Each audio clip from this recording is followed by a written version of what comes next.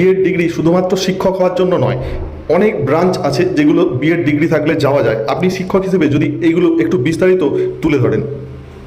দেখুন, আমাদের প্রত্যেকেরই কিছু কিছু ক্যারেক্টারিস্টিক্স আছে, যে ক্যারেক্টারিস্টিক্সগুলোকে আমরা দুভাবে ভাগ করতে পারি বা বলতে পারি। একটা হচ্ছে জন্মগত, জন্ম থেকে আমরা পাই, আর কিছু হচ্ছে অর্জিত, যেটা আমাদের অর্জন করতে হয়।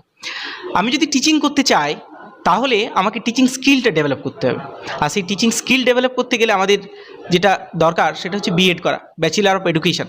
এখানে আমরা টিচিং স্কিল সঙ্গে একটা কম্প্রিহেন্সিভ ব্যাপারটাকে বুঝতে শুরু করি, বুঝতে শিখি এবং সেটাকে অ্যাপ্লাই করি।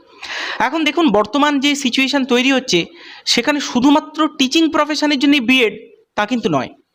আপনার বিএড করার পর আপনার কাছে সবথেকে বড় যে অপরচুনিটিটা আসবে সেটা হচ্ছে এমএড করার। এরপর আপনি নেট কোয়ালিফাই করলেন, করার পর যে কোনো কলেজে অ্যাসিস্ট্যান্ট প্রফেসর হওয়ার জন্য আপনি যোগ্য হবেন। তার মানে বিএডটা যে শুধুমাত্র টিচিংয়ের জন্য তা কিন্তু নয়, অ্যাসিস্ট্যান্ট প্রফেসর হওয়ারও সুযোগ আপনাকে কিন্তু দেবে এই বিএড। মানে এমএড আপনাকে করতে হবে, কিন্তু তার প্রথম স্টেপটাই হচ্ছে বিএড করা।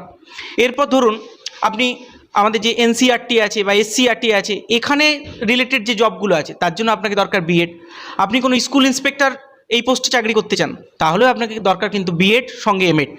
তাই শুধুমাত্র টিচিংয়ের জন্যই বিএড, এই ভাবনা চিন্তাটা নিয়ে আমরা কিন্তু আর এগোচ্ছি না। আমরা এগোচ্ছি যে পরবর্তী পদক্ষেপগুলো নেওয়ার জন্য আমাদের ফার্স্ট স্টেপ হচ্ছে বিএড।